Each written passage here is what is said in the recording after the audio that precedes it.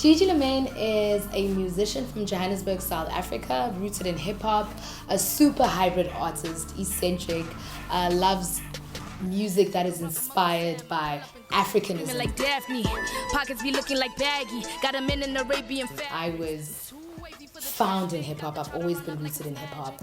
I'm a rapper before I'm anything else. Whether it's your ciphers or your freestyles or your battles or just making like really nice music, that's me. And I've recently gone into developing my vocal talents. So everything that just speaks Africa for me really is what my music is about.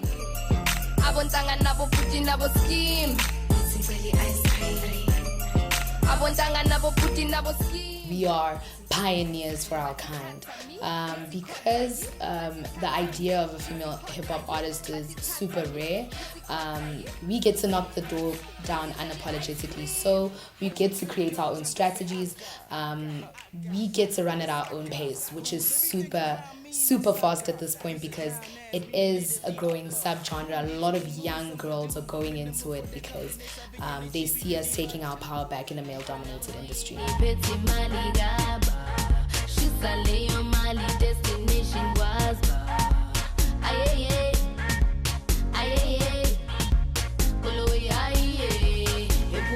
Does nakedness mean that I am going to sell out? I feel like that's each to his own. There've always been polarities when it's come to female hip-hop artists, and that's that you're extremely butch or you're extremely feminine, sexy, and revealing. You know, women can never be naked is as misogynist as the thought that women shouldn't be naked.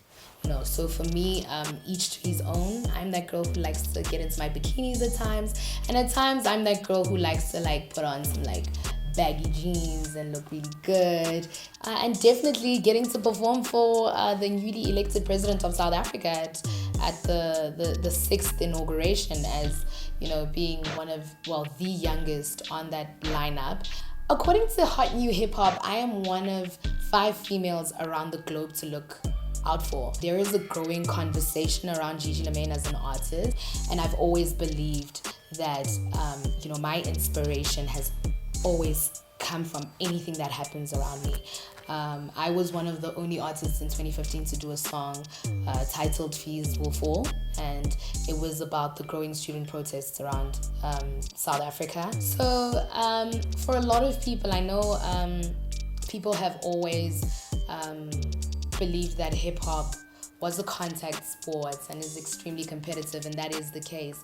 But my relationships currently with a lot of the artists out there are amicably positive. I think we work towards a common goal, and that's the idea that African hip-hop needs to grow. We're gonna get bigger and better, and we'll keep moving, okay? Which female rapper would I work with on the continent? I've always said Yemi Alade from Nigeria. How do I maintain the brand and the music? Everything for me is extremely energy-based.